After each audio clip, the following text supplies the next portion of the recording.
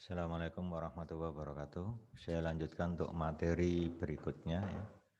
Regresi terapan lanjutan yaitu model Lugit nominal. Ya, apa itu model Lugit nominal?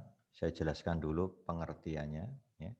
Jadi kalau saya punya data berpasangan, pasangan antara Y variabel respon dengan X variabel prediktor, di mana X-nya ini saya asumsikan terdiri dari P variabel prediktor.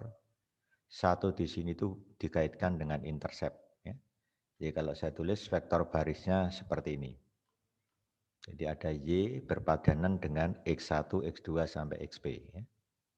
Ini adalah vektor dari variabel prediktor. Dan selanjutnya saya definisikan PJX, peluang Y sama dengan J. Jadi ini responnya pada kategori J dengan syarat X-nya diketahui. Ya, di sini kategorinya variabel respon Y saya asumsikan sebanyak Q. Jadi J-nya berjalan 1, 2, sampai Q. Ya, jadi variabel responnya punya Q kategori di mana dia tidak bisa diurut atau diperingkat. Ya, ini contoh yang model Lugit nominal. Kalau ordinal, Y-nya ini bisa diperingkat, diurut. Ya, kalau di sini nggak bisa. Ya.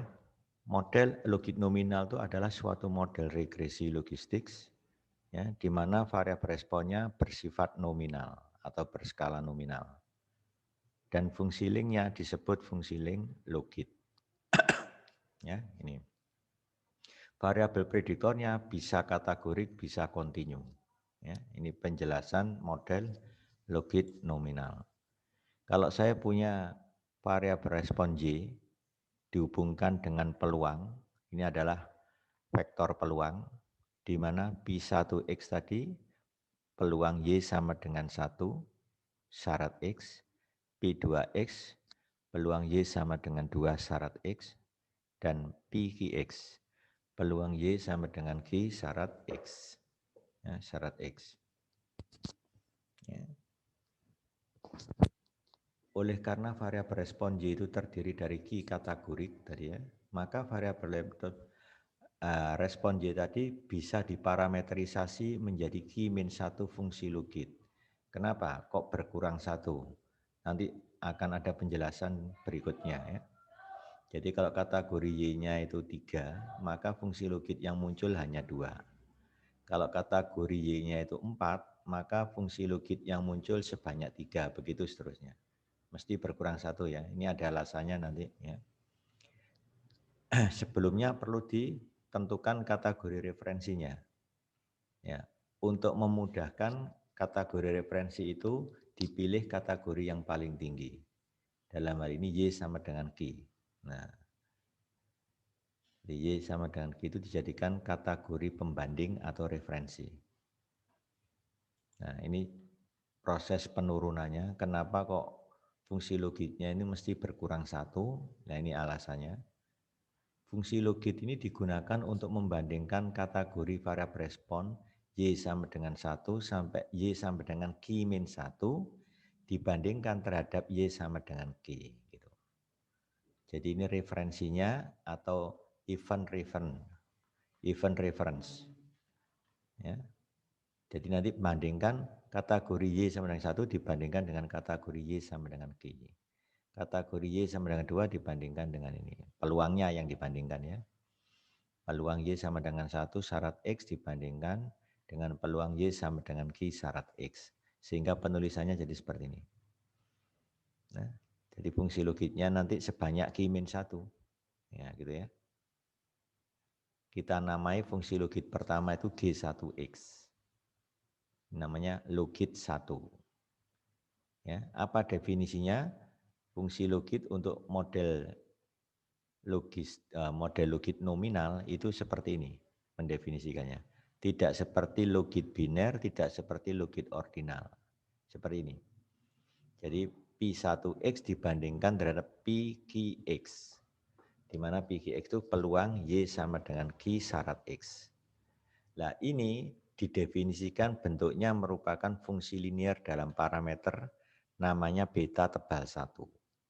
Jadi isinya beta tebal 1 itu beta 10 ini intercept, beta 11 ini koefisiennya X1, beta 12 koefisiennya X2, sampai dengan beta 1P, koefisien dari XP.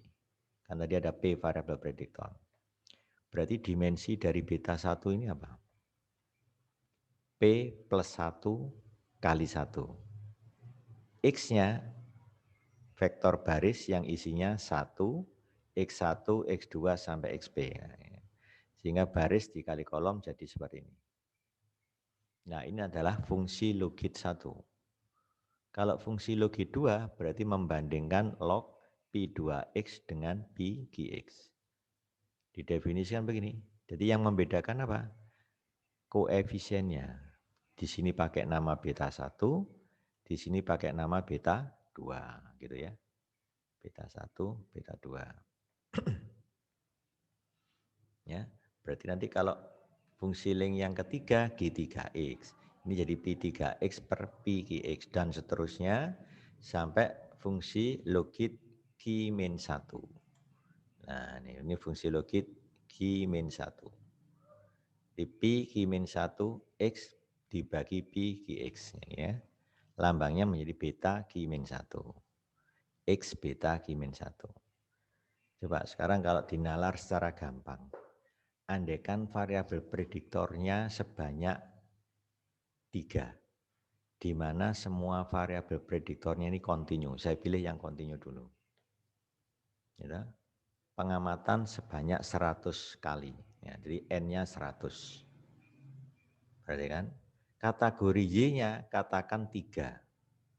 Jadi Y sama dengan 1, Y sama dengan 2, Y sama dengan 3. Jadi kategorinya Y hanya 3.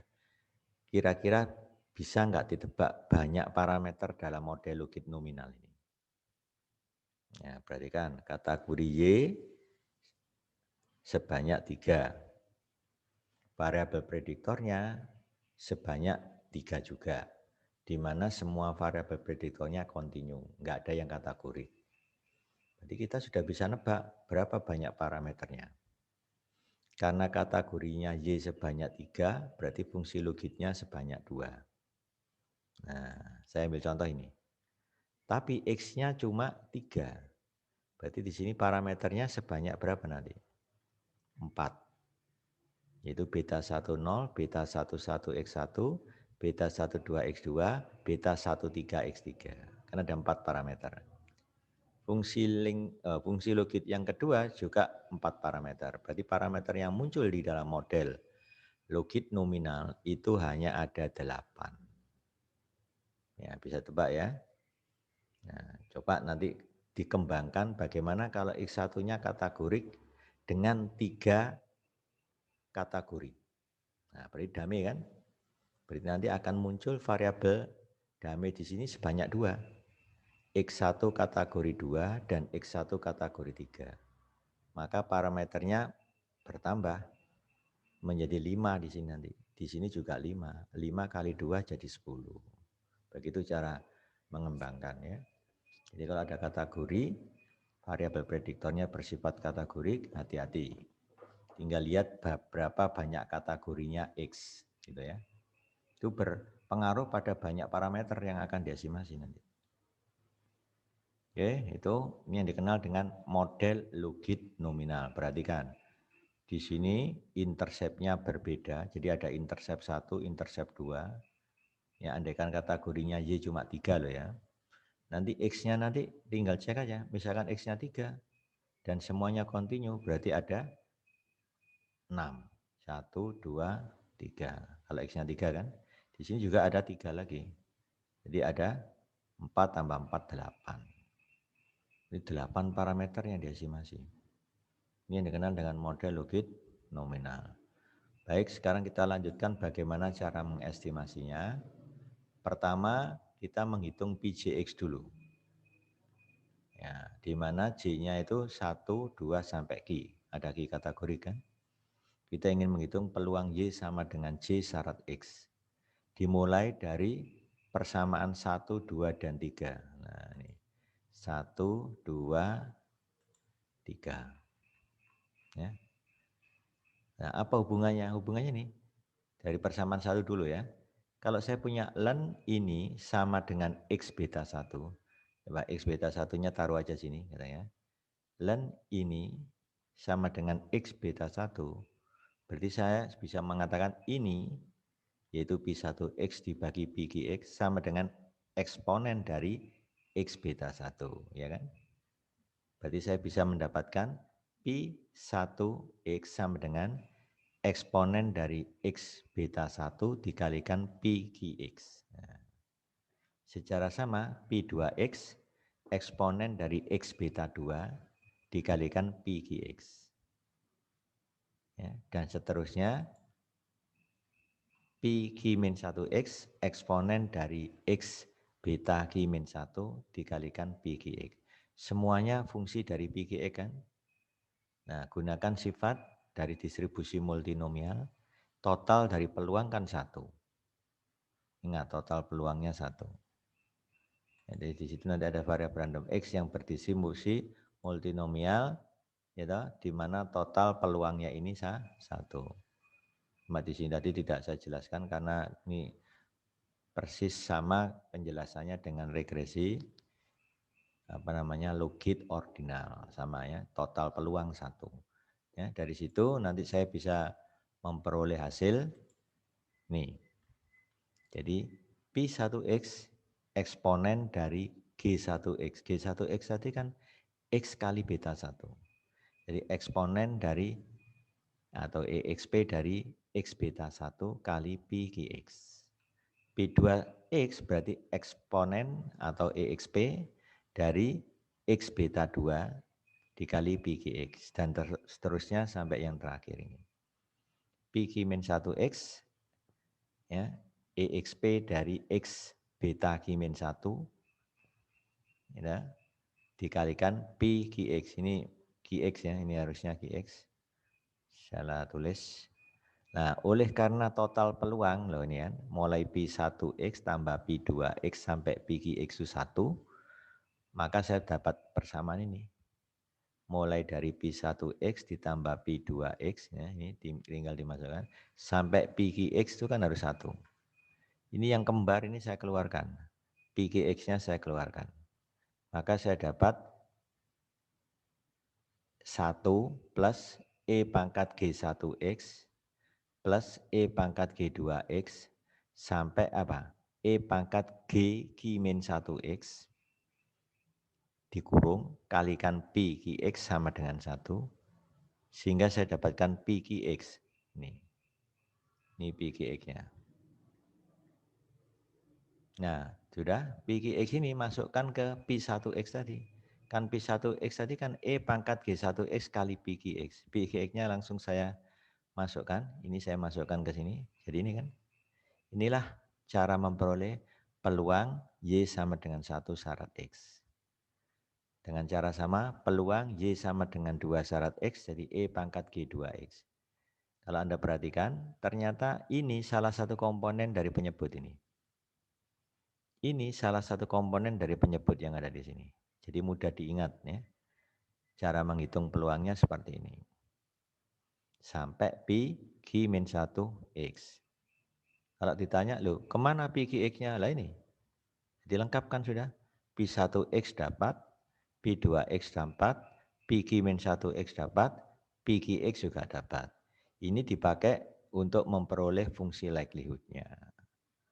Distribusi multinomial. Ya. Kalau secara umum saya bisa menulisnya seperti ini. Pi Gx, E pangkat Gcx, di mana Gcx itu apa? X dikali beta J. Jangan lupa ya. Gcx itu E pangkat X kali beta J. Ya. Nah, kalau di sini saya pakai lambang GK, kenapa GK? Karena indeksnya nggak boleh disamakan. Kalau ini saya pakai indeks J, kacau nanti. Sigma ini nggak berjalan, maka saya pakai nama K. Sehingga bentuknya jadi E pangkat GKX, tapi khusus untuk K0, G0X saya definisikan 0. Kenapa? 0, supaya bentuknya menjadi seperti ini. Nah, menjadi seperti ini, 1. Ini kan dari E pangkat G0X. Kalau G0X-nya saya definisikan 0, E pangkat 0 kan 1. Nah, E pangkat 0, 1. Ya, itu maksudnya. Jadi ini penting ini. Sehingga rumus ringkasnya cukup begini. BJX, E pangkat GJX dibagi sigma, K-nya mulai dari 0 ini. Sampai G-1. Jadi banyaknya suku ada Q ini, penyebutnya ini. Mulai dari 0 sampai Q-1 kan berarti sebanyak Q suku. Jumlah ya. Ya, jadi BJX yang kita hitung mulai dari 1 sampai Q-1. Nah, khusus untuk Pi QX diberi nilai 1 dibagi ini. Ya, jadi makanya nggak saya masukkan untuk Q. Ya, cukup sampai Q-1. Kalau sudah dapat rumus peluang ini, maka saya mendefinisikan variabel respon pengamatan ke I dengan nilai kategorinya sebesar J. Maka bisa ditulis Y, I sama dengan J. Ini adalah kategorinya, ini pengamatan ke I. Nilai variabel respon pengamatan ke I sebesar J. Contohnya kalau I-nya 1, J-nya 3. Berarti Y1 sama dengan 3. Itu artinya apa? Nilai variabel respon pengamatan pertama yang muncul kategori 3. Ya. Ini dihubungkan dengan variabel indikator namanya Y kecil JI. Karena indikator nilainya hanya 1 sama 0. Kapan variabel indikator diberi nilai 1? Ketika Y pengamatan ke I sebesar J. Loh, kalau tidak sebesar J diberi nilai 0. Tadi saya ambil contoh, Y pengamatan pertama, ya, Y pengamatan pertama, ternyata kategorinya 3 toh, itu diberi nilai YJI-nya 1. Kalau tidak sama dengan 3, misalkan aja 1, 2, maka Y3 satunya diberi nilai 0. Kan dari I1 J3 kan. Nah, gitu. Itu cara mengisi variabel indikator. Jadi ibaratnya gini, misalkan pengamatan pertama kan berarti Y1. Kemungkinan Y1 itu nilainya kalau nggak muncul Y11, Y21, Y31. Dengan asumsi kategorinya Y-nya 3. Nah, maka Y1 itu kemungkinannya munculnya ada 3. Kalau enggak Y11, Y21, Y31. Andaikan yang muncul Y1 itu sama dengan 3, berarti nilai Y1, Y31 diberi nilai 1, selain itu 0. Nah, jadi contohnya gini, Y11 harus 0. Y21 juga 0. Tapi Y31 1. Sehingga nanti dihubungkan dengan peluang. Nah, peluangnya nanti ada Pi1X, Pi2X, Pi3X. Kalau kategorinya Y-nya 3. Nah, karena tadi YI sama dengan 3, maka yang muncul nanti Pi3XI. Dipangkatkan 1, yang ini dipangkatkan 0. Jadi ini muncul pangkat 0 berarti dianggap nilainya 1, 1, yang ini Pi3XI. Ya, ini cara menuliskan bentuknya. Nah, ini distribusi multinomialnya ini nanti. Ya, Y-nya itu kemungkinan kan muncul begini. Y1I, Y2I sampai YQI kalau kategorinya Y sebanyak 3. Ini ambil pengamatan ke I.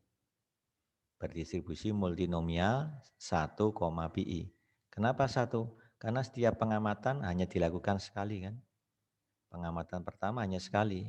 Yang muncul bisa saja kategori 1, 2, 3, mungkin sampai Q dalam hal ini. Seandainya yang muncul Y itu, Y pengamatan pertama kategori 2, berarti masuk ini.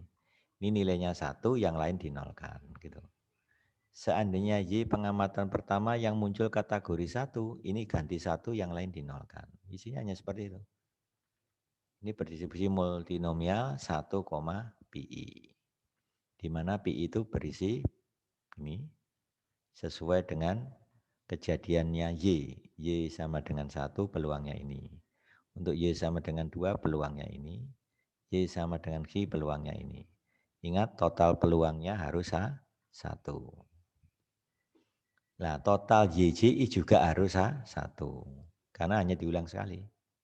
Jadi isinya nanti ya ini dijumlah 1. Isinya akan hanya 1 tambah 0 tambah 0 tambah 0 gitu. 0 tambah 1 tambah 0 tambah 0 begitu aja. Jadi YJI ini ya. Nah, dari situ saya bisa nulis fungsi likelihood-nya. Ingat fungsi likelihood itu adalah PDF bersama yang dipandang sebagai fungsi parameter.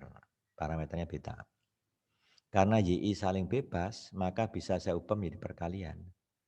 Produk I1 sampai N FYI. Nah, ini FYI-nya. Masing-masing punya peluang P1, P2 sampai PQ kan. Pangkatnya ini. Ini artinya apa? Kejadian YI sama dengan 1 itu muncul sebanyak Y1I kali. Kejadian YI sama dengan 2 muncul sebanyak Y2I. Kejadian YI sama dengan Q muncul sebanyak YQI. Gitu loh maksudnya. Nah, secara sama ini bisa juga ditulis dengan notasi produk. Jadi produk J1 sampai Q. Jangan pakai I, karena I sudah dipakai di sini. Pakai nama indeks lain yaitu J. Lihat, 1, 2 sampai Q. I-nya akan tetap. Nah, I-nya tetap, maka pakai indeks YJI. Untuk meringkas, saya mendefinisikan set I itu adalah ini. E pangkat XI beta J, di mana J-nya itu 1 sampai Q-1. Ini untuk menyingkat. Karena kalau nggak disingkat gini, nanti ini nggak cukup tempatnya. Baru saya masukkan, ini saya log. Kalau ini saya log, maka yang produk paling depan ini berubah jadi sigma I1 sampai N. Baru ini saya log. Atau ini yang saya log. Kalau ini saya log kan jadi Y1I ln P1XI plus Y2I ln P2XI plus dan seterusnya YQI ln PQXI. Ini kan. Ya sudah, ini dikembangkan. Terus jangan lupa YQI itu kan 1 dikurangi ini. Kan tadi sigma YJI di mana J-nya 1 sampai Q kan sebesar 1. Kalau saya ambil suku terakhir yaitu YQI, kan jadi 1 min ini. Balik ya. Nah ini kan sudah ada definisinya. PQXI kan 1 dibagi 1 plus EXP G1X plus EXP G2XI sampai EXP G Q-1. Nah sampai Q-1. Ya kan? Nah ini isinya set I. Nah, masuk. Nah ini tinggal diurai. Jadi begini. Ini kan rumusnya tadi. P1XI kan E pangkat G tadi ini. Ini namanya G1XI. Dibagi 1 plus ZI. Ini kan definisinya sudah ada di awal tadi. Nah ini suku yang kedua saya hapus. Kenapa? Supaya cukup aja. Kalau saya cantumkan nggak cukup nanti. Supaya bisa nampak satu baris. Ya. Nah ini itu sebenarnya diperoleh dari ini. Ln 1 dibagi ini. Itu kan sama aja ln 1, 0 kan. Dikurangi ln ini. Jadi 0 dikurangi ln ini kan sama saja min ln 1 plus ZI. Ini minnya saya keluarkan. Nah gitu ya. Tinggal dikalikan 1 min sigma ini. Jadi min ln 1 plus ZI dikali 1 jadi ketemu ini. Min ln 1 plus ZI dikalikan min jadi plus. Nah sudah ya. Ini nanti dipecah lagi menjadi ln ini. Ln dari ini itu kan jadi XI beta 1. Min ln itu. Nah yang min ln itu dikali Y1I itu nanti akan menghapus dengan yang ada di sini. Sehingga nanti ada suku yang hilang. Ln 1 plus ZI hilang. Ya, yang dikalikan dengan sigma. Itu nanti akan dijumlahkan ini. Dijumlahkan sebanyak apa? Q-1 juga. Jadi nanti suku yang terakhir ini akan hilang. Karena muncul di sini. Min sigma J1 sampai Q-1 YJI ln 1 plus YI. Itu akan hilang dengan ini. Maka tinggal yang terakhir min len 1 plus ZI. Nah, ini diperoleh dari len E pangkat XI beta 1. Habis itu ada len E pangkat XI beta 2. Cuma nggak saya tulis. Nah, sebelum ini ada Q-1 kan. Jadi Y Q-1I XI beta Q-1. Proses penurunan log likelihood selesai. Tinggal diturunkan terhadap beta sama dengan 0.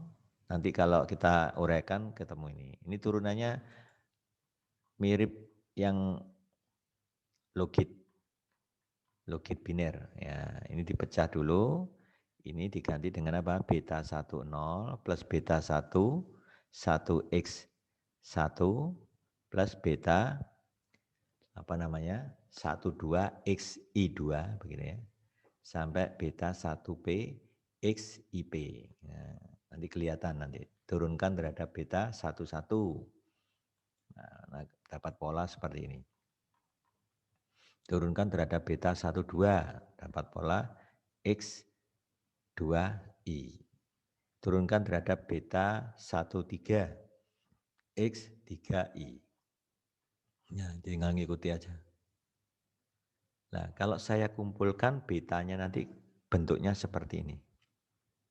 Bentuknya seperti ini. Berarti apa? Satunya ini berjalan mulai dari 1 sampai Q-1. Ini terus ini jalan nanti. Ini terkait ini ada logit 1 ini. Ada logit 2, maka muncul beta 20, beta 21 sampai beta 2P. Ada logit 3, ada beta 30, beta 31 sampai beta 3P. Sampai logit Q-1. Maka ada beta Q-11, beta Q-12 sampai beta Q-1P. Saya ambil yang terakhir. Berarti banyak parameter keseluruhannya adalah Q-1 dikalikan P plus 1. Nah itu ya. Ini dimensi dari beta. Q-1 ya, itu terkait banyaknya logit tadi. Nah, banyak parameternya masing-masing adalah P plus 1. Kenapa plus 1? Karena ada intercept. Sehingga total keseluruhannya dimensinya beta ini itu adalah Q-1 kali P plus 1. Dengan catatan semua variabel prediktornya bersifat kontinu. Kalau ada yang kategorik maka ada tambahan. Itu aja. Ini diestimasi pakai metode Newton-Raphson. Nah ini saya berikan uraian sedikit membentuk vektor gradien. Nah ini kan yang saya bilang tadi. Vektor gradiennya berdimensi ini Q-1 kali P plus 1. Jadi kita punya fungsi sebanyak ini, di mana setiap fungsi ini diturunkan dari ini. Mulai terhadap beta 10 dapat fungsi ini. Turunkan terhadap beta 11 dapat fungsi ini. Sampai yang terakhir dapat fungsi ini. Vektor gradiennya sudah terbentuk, ya, maka dapat turunan kedua ini. Ya, ini proses penurunan ini ya turunan fungsi eksponen, terus turunan fungsi log, itu aja. Ya, ini hanya butuh teliti aja, nggak usah keburu-buru, kamu cepat-cepat nanti salah malah. Ya, di cara nurunkan.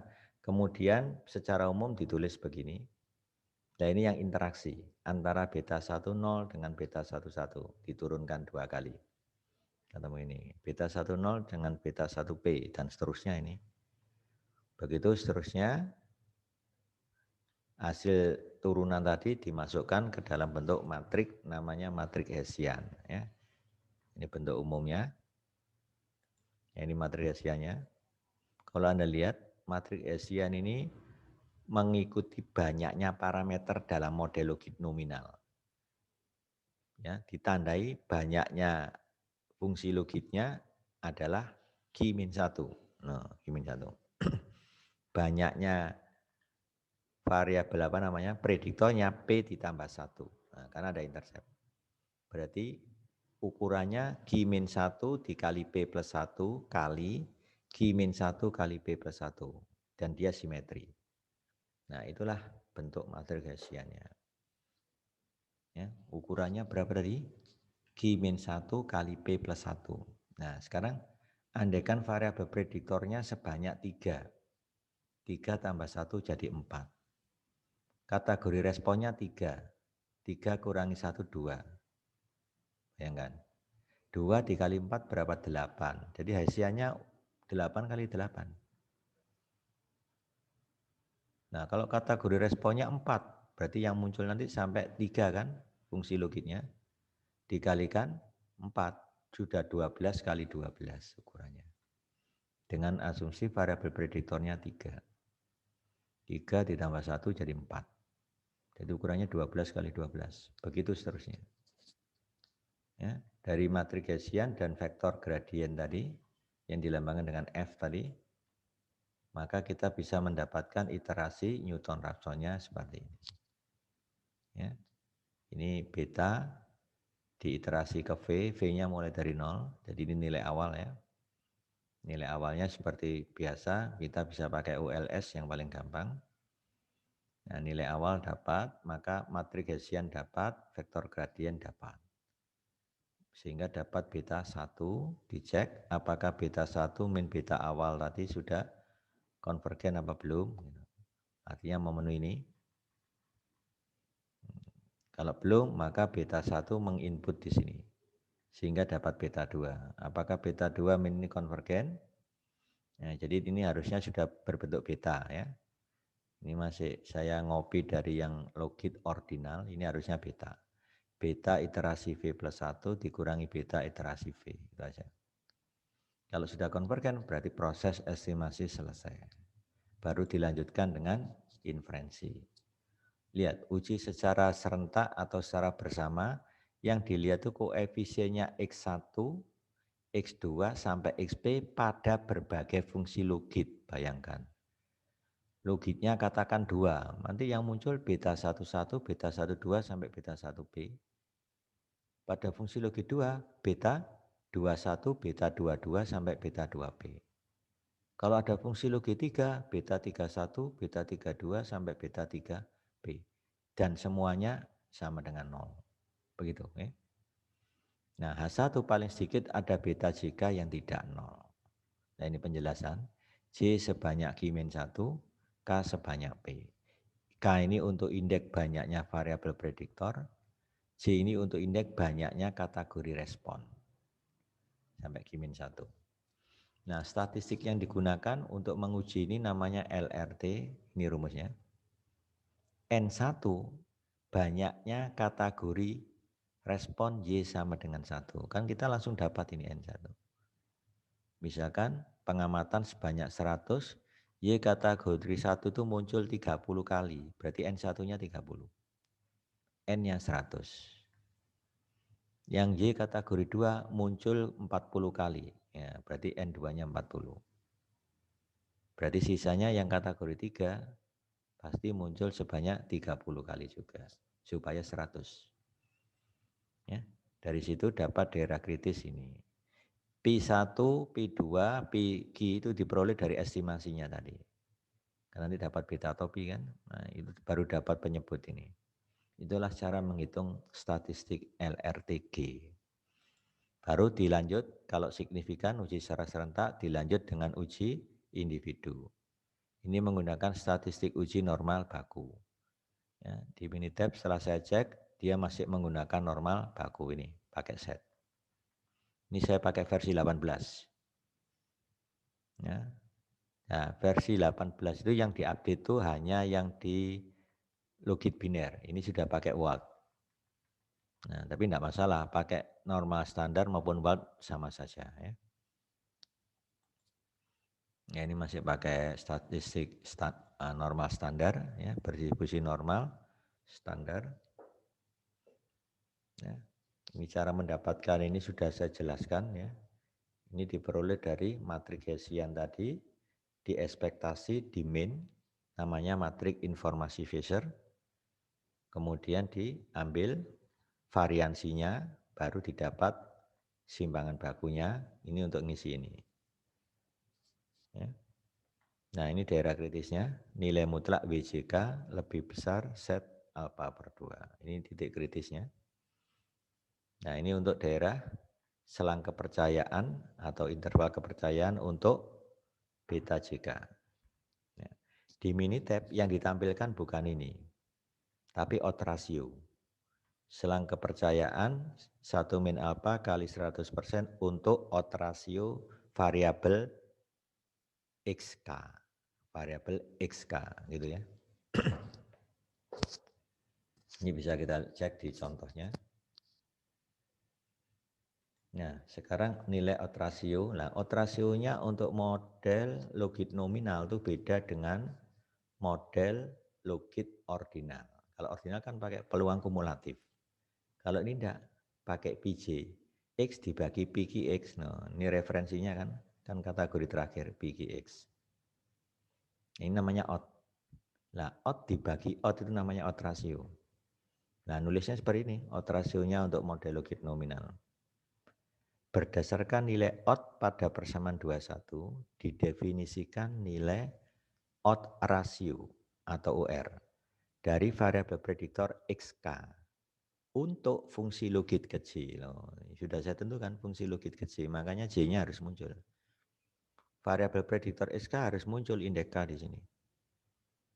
Nah, ini nilai odds ketika XK-nya sebesar J plus 1, ini nilai odds ketika XK-nya sebesar J. Berarti XK naik sebesar 1 unit kan? Dari J menjadi J plus 1.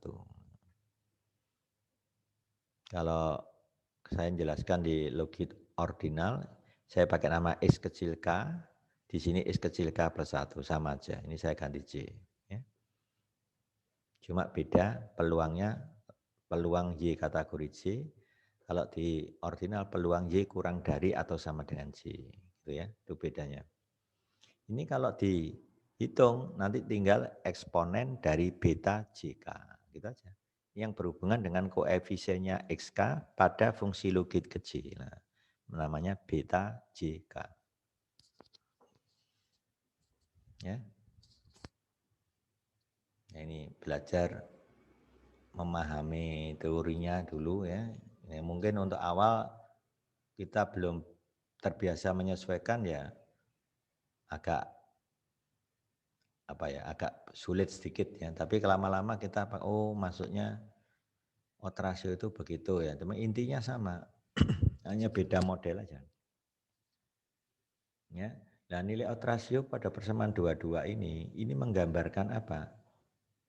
Kalau XK-nya ini bersifat kontinu, berarti kita baca untuk kenaikan XK sebesar 1 unit, gitu, mengakibatkan kenaikan odds. Nah, ini namanya odds kan. Sebesar berapa persen. Nah, itu kalau XK-nya kontinu. Tapi kalau SK-nya kategorik sudah beda interpretasinya. Ya, menunjukkan apa? Perubahan nilai odds sebesar sekian kali, lebih besar atau lebih kecil tergantung nilai pengalinya, gitu ya. Itu cara menginterpretasikan kalau XK-nya bersifat kategorik atau bersifat kontinu. Kalau kontinu bacanya ini, setiap kenaikan sebesar 1 unit yang kontinu ini mengakibatkan nilai odd-nya, ini odd kan, naik secara multiplikatif, maksudnya perkalian kan, sebesar sekian. Misalkan nilainya ini 1,27, berarti naik sebesar 1,27 kali. Itu aja. Ya, itu arti dari odds ratio. Nah, kalau kurang dari 1 berarti menurun. Ya, jadi menurun ya, jadi lebih rendah kan, nilai odd-nya lebih rendah. Ya. Jadi dia turun. Ya. Jadi maknanya bisa naik, bisa turun, tergantung besarnya ini. Kalau lebih dari 1 namanya naik, kalau kurang dari 1 namanya turun, begitu ya. Nanti ada penjelasannya. Untuk menguji kesesuaiannya saya menggunakan deviance. Rumusnya sama, ketika kita membahas logit ordinal sama. Ya. Nah, daerah kritisnya D lebih besar G square alpha derajat bebasnya ini. Q-1 dari banyaknya kategori respon dikurangi 1 dikali J. J itu adalah banyaknya level dari variabel prediktor yang berbeda. ngaji. Dikurangi K. K itu banyaknya parameter dalam model logit nominal. Jadi di sini melibatkan Q-1 kali J minus K. Gitu ya. Atau pakai P value kurang dari alfa. Ya. Ingat, ini juga berlaku pada model logit ordinal. Derajat bebasnya Q-1 kali J min K. Ya, Q-1 kali J min K.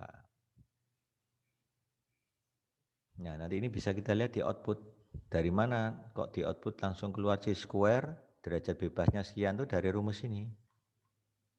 Ya, gitu ya. Nah, untuk ampere ketepatan caranya sama ya. Karena ampere itu adalah rata-rata kesalahan klasifikasi, berarti ini banyaknya kesalahan klasifikasi dibagi total.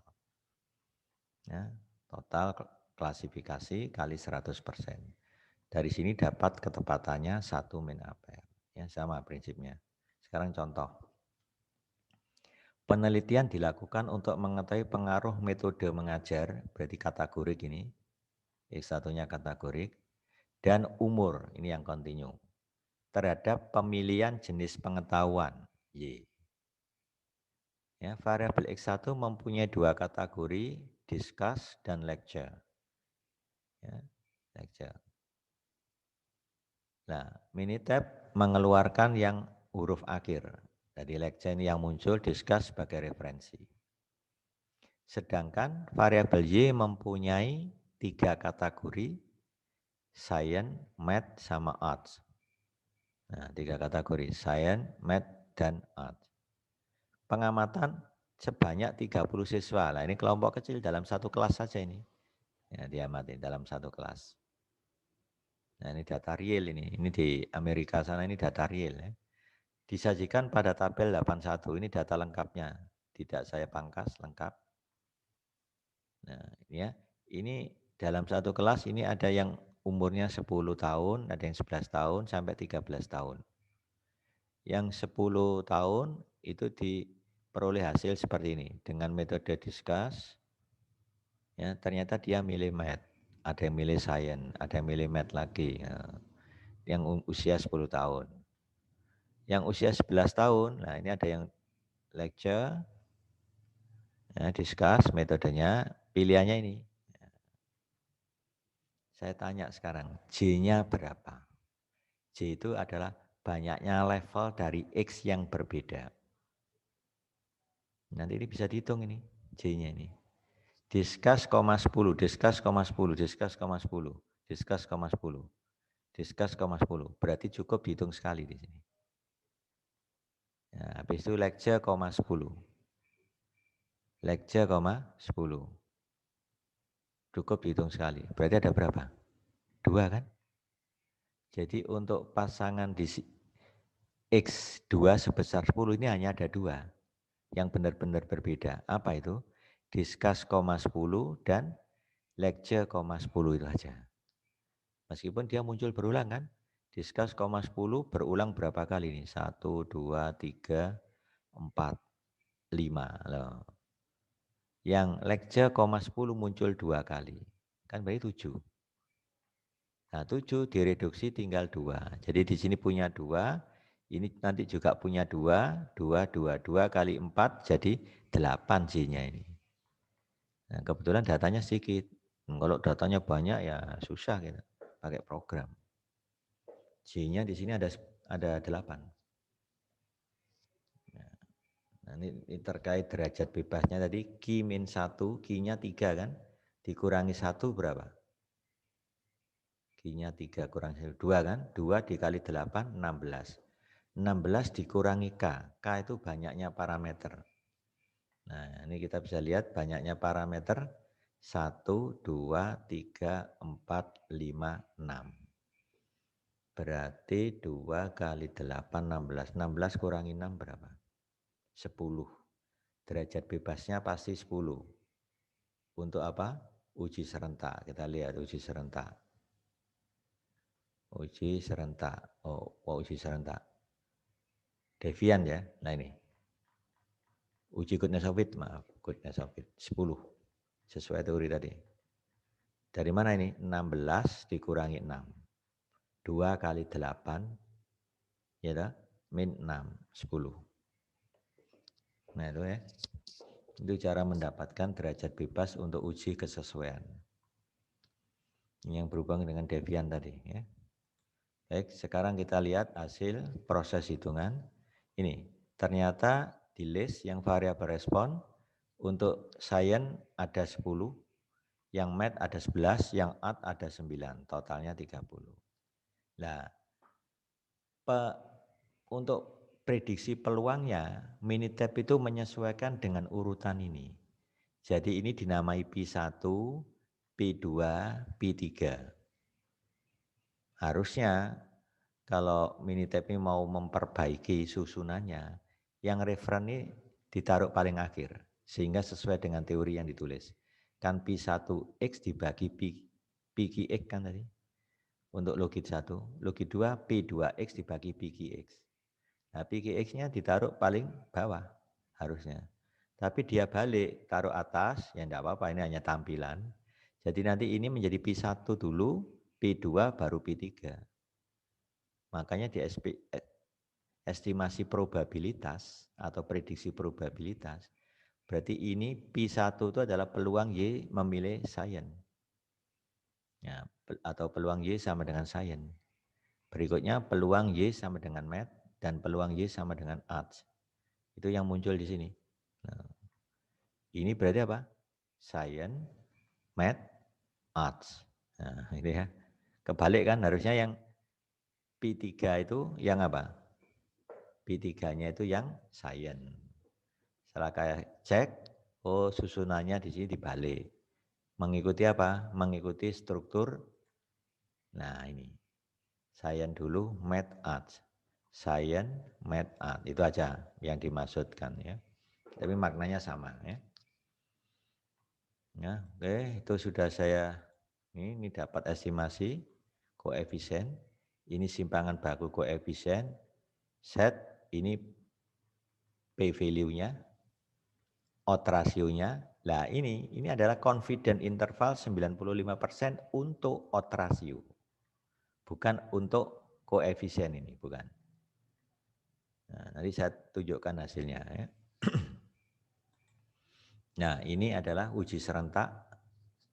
Ya, parameter yang diuji secara serentak itu ada 2. Ada 2 untuk logit 1 dan 2 lagi untuk logit 2, maka derajat bebasnya 4.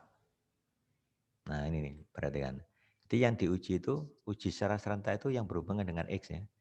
Ada lecture, metode mengajar dengan lecture, kemudian umur. Nah, kan 2. Intercept enggak termasuk. Di logit 2 juga ada 2. Berarti derajat bebasnya 4. Itu 2, 3, 4. Nah, 4. Ya. Ini nilai G-nya tadi, LRT. P value-nya 0,012, berarti secara bersama variabel apa? Variabel metode mengajar dan umur, baik di logit 1 maupun logit 2, berpengaruh terhadap pemilihan pengetahuan. Atau pemilihan jurusan. Ya. Kalau di Indonesia namanya pemilihan jurusan. Ada jurusan math, science, dan art. Itulah maksudnya. Ya. Ini statistik Devian, uji kesesuaiannya. Ternyata P value-nya lebih dari 5%. Berarti apa? Terima 0, model sesuai. Pakai persen juga sama. Ya. Nah ini mulai proses ngitung. Jika seorang siswa diberi metode mengajar lecture itu muncul di sini. Nah, yang discuss referensi, nah, ya kan? Yang dipilih huruf terakhir kan, lecture-nya yang muncul. Jadi kalau pertanyaan mengandung discuss berarti teaching metodenya diberi skor 0. Kalau lecture berarti teaching method diberi skor 1. Itu aja. Caranya sama dengan sebelumnya. Nah ini ya. Jadi untuk fungsi logit 1 itu membandingkan peluang memilih math dengan science. Nah ini. Ini logit 1 kan, math strip science. Ini peluang memilih math siswa tersebut dibanding peluang memilih science. atau peluang siswa memilih sains. Pi1X per Pi3X secara teori. Ya gitu ya. Pi1X per Pi3X. Kalau logi 2, Pi2X per Pi3X gitu ya. Cara bacanya gitu. Ya, sudah. Ya, sekarang kita lanjut. Nah, ini untuk fungsi logitnya. Ya, ini interceptnya beta 1 0. Nah, itu bisa dilihat di sini. Nah, ini beta 1 0, ini beta 1 1, beta 1 2. Kalau logi 2, beta 2 0, beta 2 1, beta 2 2. Gitu aja. Ya, dicamkan itu. Logit 1 berarti dimulai dari beta 1 0, beta 1 1, beta 1 2. Kalau logi 2, beta 2 0, beta 2 1, beta 2 2. Oke, dari situ saya bisa menghitung logit 1 jadi ini. Lecture kan, maka diberi nilai 1. Karena yang ditanyakan non-lecture. Kalau tidak ganti discuss, maka ini diberi nilai 0. Jadi sekian kali 0 hilang, jadi suku ini hilang. Tinggal ini sama ini aja. Ya. Itu bedanya. Nah, sudah. Ini kalau dihitung nilainya ketemu sekian. Untuk G2X berarti fungsi link, fungsi logit yang kedua. B2, len B2X dibagi B3X. Rumusnya kan ini. Ya. Ini dari intercept yang kedua. Ini min 13,8485 plus sekian kali teaching method plus sekian kali age, umur. Ya. Nah, akhirnya kita dapat ini. Nah, ini tujuannya untuk mendapatkan peluang masing-masing. Peluang Y sama dengan 1. Oh, ya kan? Kan rumusnya ini tadi. G1X-nya tadi sudah kita hitung, min 0,43 tinggal masukkan. Nah, lihat, ini pasti salah satu dari yang di sini, yang saya bilang tadi. Ini kan termasuk. Kalau P2X, dari peluang siswa memilih arts, ya kan?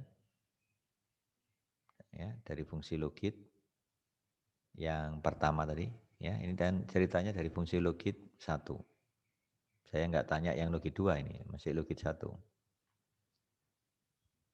Ya, jadi E pangkat G2X yang nilainya sudah kita hitung min 0,94318. Ya. Nah, ini. Ya. Sehingga dapat P2 ini. Ini yang P3-nya. Nah, lihat. P3 itu apa? Peluang memilih sains. Ini kan? 1/ini. Nah, ini kalau di cross check posisinya ada di sini. Nah, di sini. Memilih sains. Coba tadi kan lecture ini kan umur 10. Nah, ini. Lecture umur 10. Ini namanya peluang memilih sains. 0,491634. Kita lihat. 0,491634 beda sedikit kan? Ya, lumrah karena apa? Angkanya sudah ada pembulatan. Nah, ini yang memilih sains, ini yang memilih arts, ini yang memilih math. Sama yang memilih math sekarang ya. 0,316934. No, sama kan? 0,316934 beda sedikit. Totalnya 1 ya. Ini pun di total nanti juga 1. Ya, gitu. Nah, kalau sudah ketemu peluang masing-masing, nah ini selang kepercayaan untuk beta 1 2 ini tidak muncul di output. Nah, tapi ini bisa kita hitung. Ini beta 1 2 topi, yang ini saya ambil dari fungsi logit 1 Mas ya. Nah, dari fungsi logit 1 ini. Nah, untuk beta 1-1-nya saya pakai yang ini. Nah, ini kalau umur saya pakai yang ini. Ini pakai variabel teaching method, ini pakai variabel umur. Kalau nggak salah saya yang pilih itu yang umur nih. Ya, yang umur ini. Beta 1 2. 2 ini kan umur ini. Kalau ini 1 berarti ini yang metode mengajar. Teaching method.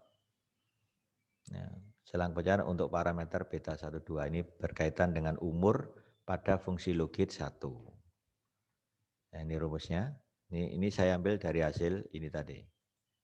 Nah ini. Ini beta 12 topi, ini simpangan baku beta 12 topi. Nah ini selang kepercayaan 95% untuk odds rasionya. Nah, makanya nilai ini pasti berada di dalam sini. Nah kita buktikan nanti yang ini ya. Nah setelah kita dapat selang kepercayaan 95% untuk umur, ya, untuk beta 12, maka kita bisa dapat ini, tinggal E dipangkatkan aja. E pangkat selangnya tadi. Ya. Nah, mana tadi? Kita dapatkan, nah ini. Ya, ini setelah dihitung kan. Ini untuk selang kepercayaan 95% untuk beta 12 dulu. Nah, selang kepercayaan 95% untuk odds ratio variabel umur pada fungsi logit 1, berarti ya E pangkat ini. E pangkat ini hasilnya ini. Nah, ini yang keluar di outputnya Minitab tadi. 0,5161 kalau dibulatkan 2 desimal jadi 0,52. Kita lihat. Loh, 0,52. Ya, ini diambil 2 desimal soalnya. Ya, berikutnya ini dari mana ini? E pangkat ini. Kan odds ratio itu kan E pangkat koefisien. E pangkat 0,91079 ketemu 2,4863. Kalau dibulatkan 2,49. Kita cek 2,49. Jadi saya mengambil logit 1 umur. Ya. Bisa saja logit 1 metode mengajar. Logit 2 untuk metode mengajar. Ya, logit 2 untuk umur. Ya, gitu ya. Sudah ini, sekarang kita masuk ke uji serentak. Tadi nilai G-nya sudah muncul 12,825 dengan derajat bebas 4 tadi. P-value-nya 0,012 berarti secara bersama ya, dapat memberikan bukti bahwa kedua variabel berpengaruh terhadap pemilihan jurusan tadi. Ya, secara bersama berpengaruh. Ya.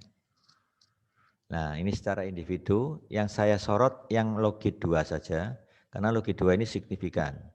Kebetulan di logit 1 enggak ada yang signifikan. Ya. Nah, lihat nih, di logit 1, P-value-nya ini enggak ada yang signifikan. Tapi di logit 2 signifikan keduanya. Dan bisa kita rinci lagi, untuk logit 2, metode mengajar signifikan di 5%, masih signifikan. Nah, tapi di logit 2 umur tidak signifikan untuk alfa 5%. Tapi kalau saya pakai 10% baru signifikan. Nah, ini penjelasan kalau kita ambil secara sama alfanya ya pilih 10%. Maka metode mengajar dan umur signifikan berpengaruh terhadap pemilihan jurusan. Ya, itu ya cara mengemas seperti itu. Kalau secara satu-satu ini signifikan untuk 5%, ini signifikan untuk 10%. Berarti kita ambil yang alfanya besar aja, karena ini sosial kan sifatnya ini. Ya, sosial, ya. Alfanya 10%, sudah bagus itu ya. Itu 10%, dua-duanya signifikan. Nah ini saya bisa interpretasikan odds rasionya dari yang signifikan aja. Karena kalau yang nggak signifikan ini kan mubadir ya. Nah, tidak cukup bukti kita menyimpulkan odds rasio kalau tidak signifikan. Ya. Nah itu. Nah ini sudah yang fungsi logit 2 tadi. Signifikan untuk 5%, ini signifikan untuk 10%. Secara bersama dengan alfa 10%, dua-duanya signifikan. Nah ini baru saya jelaskan arti koefisien sekarang ya. Lihat pada fungsi logi 2, nilai koefisien variabel metode mengajar kan 2,76992. Ya. Ini pada fungsi logi 2. 2,76992. Apa arti angka ini? Ini yang saya tanyakan. Dan nanti yang umur, apa arti angka ini? Ya. Ini berkaitan dengan variabel kategorik metode mengajar. Apa arti angka ini? Arti angka ini adalah menunjukkan perubahan nilai apa? Log dari peluang memilih arts dibanding peluang memilih sains. Nah, ini sebenarnya log itu kan log. Log dari pi 1x dibagi pi 3x. Terserah namanya ini ya. Pi 1x bagi pi 3x. Yang penting maknanya log dari peluang memilih arts dibanding memilih peluang memilih sains itu ya berubah sebesar 2,76992. Apabila diberi metode lecture dibandingkan discuss. Ya. Nah, kalau saya tuliskan arti koefisien 2,76992 itu seperti ini. Nah, perubahan nilai logaritma dari rasio itu kan perbandingan. Peluang seorang siswa memilih arts dibanding sains tadi, perubahannya sebesar ini. Dengan menganggap variabel umurnya konstan atau tetap. Nah, itu cara menginterpretasikan yang benar. Nah, untuk umur, pada fungsi logi 2, arti nilai koefisien variabel umur sebesar ini. Jika umur, karena ini kontinu, jadi jika umur siswa itu naik 1 tahun, maka nilai logaritma dari rasio peluang siswa memilih arts dibanding sains naik jadinya. Kenapa? Karena lebih dari 1 kan. Naik sebesar berapa? Nah ini salah ini. Naik sebesar harusnya 1,354%. Ya, 1,354%. Ya, oke, saya betulkan. Kalau continue begitu cara menginterpretasikannya. Model logit nominal. Ya gitu ya.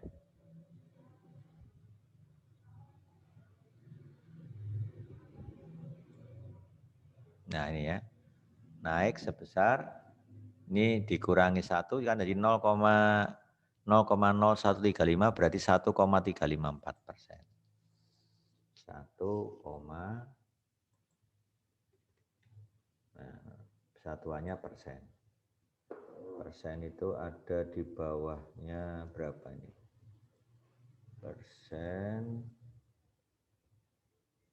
5 ya ini persen. Yes, clear.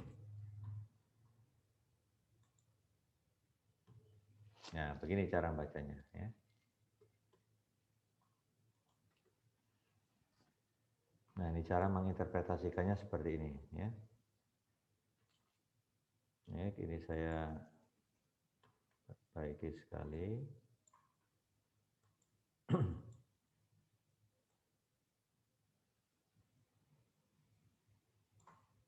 Jadi kalau continue istilahnya kalau nggak naik turun yang saya jelaskan awal tadi ya. Jadi ini penjelasannya.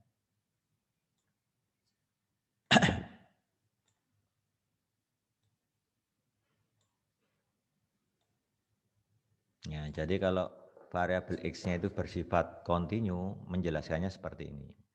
Dengan koefisien itu artinya apa? Ya. Oh maaf ini bukan odd ratio ya ini ya. Oh iya, salah saya. Sudah benar tadi berarti. Maaf, karena ini bukan odd ratio ya. Nah ini saya benar ini. Jadi naik sebesar ini dengan menganggap variabel metode mengajarnya tetap. Nah ini sudah benar ini. Ya. Saya kira ini odd ratio. Kalau odd ratio menginterpretasinya setiap kenaikan ini akan mengakibatkan kenaikan odd-nya. Nah, odd-nya apa? Odd dari peluang apa bagi peluang apa tadi. Naik sebesar 1,354%. Itu seandainya odd ratio. Ini tadi kan menginterpretasikan koefisien. Jadi ini yang benar. Jadi pada fungsi logi 2, nilai koefisien variabel umur ini itu artinya kalau umur siswa naik 1 tahun, maka nilai logaritma dari rasio peluang siswa memilih seni dibanding sains naik sebesar sekian dengan menganggap variabel metode mengajar tetap. Ya. Dan ini yang berikutnya, odd ratio, lah ini yang odd ratio. Ternyata pada fungsi logi 2, odd ratio untuk variabel metode mengajar ini cukup besar, 15,96. Apa ini artinya? Artinya namanya aja odd ratio, berarti odd bagi odd kan. Jadi yang dilihat itu odd pembilang. Odd dari seorang siswa memilih ATS, gitu, yang diberi metode lecture, nah, diberi metode lecture, sebesar 15,96 kali lebih besar. Kenapa lebih besar? Karena nilainya sudah melebihi 1. Ya, 15,96 kali lebih besar daripada apabila diberi metode discuss. Nah, jadi ini arti dari odd ratio untuk variabel kategorik, yaitu metode mengajar. Ini cara menginterpretasikan seperti itu. Jadi artinya apa? Nilai odd dari seorang siswa yang memilih arts apabila diberi metode lecture, kuliah, itu besarnya 15,96 kali lebih besar daripada apabila diberi metode discuss. Jadi makin meyakinkan kita bahwa metode kuliah, lecture ini, jauh lebih efektif dibanding diskusi. Menurut ini. Ya. Karena kalau diskusi itu biasanya siswa tidak diberi ilmunya dulu, langsung dia disuruh. Nah, ini modelnya, ini ada sekolah di SMA tertentu ya di Surabaya ini yang pakai metode itu. Jadi siswanya dianggap pinter ya langsung masuk diskusi itu aja. Nah, kalau dikaitkan dengan ini ternyata metode itu kurang bagus langsung diskusi. Kuliah ini yang lebih bagus tampaknya di sini. Nah, untuk memilih arts ini jauh lebih besar ya, apabila diberi metode lecture dibanding metode diskusi. Nah, pada fungsi logi 2, nilai odd ratio untuk variabel umur, umur ini kan kontinu ini, sebesar 2,76. Nah, ini artinya apa?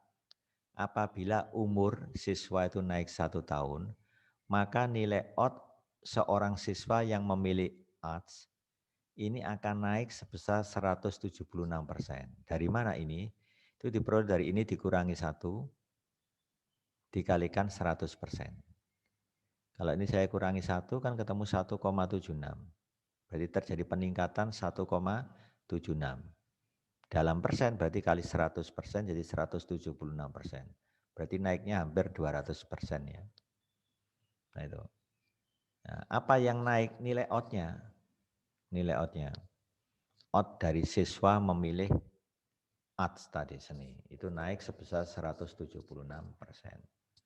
Nah itu cara menginterpretasikan untuk odd ratio. Yang terakhir hasil uji kesesuaian. Ya, ini saya kira sudah saya jelaskan di awal.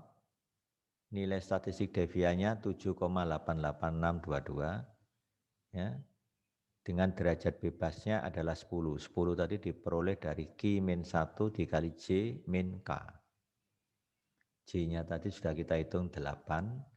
Kategori Y-nya itu 3 dikurangi 1 jadi 2. 2 kali 8 16 dikurangi K. Banyak parameter yang terlibat 6. Ketemu 10. Ini bisa lihat di tabel 18, ternyata nilai ini lebih kecil kan berarti menerima 0. Atau pakai p-value ini.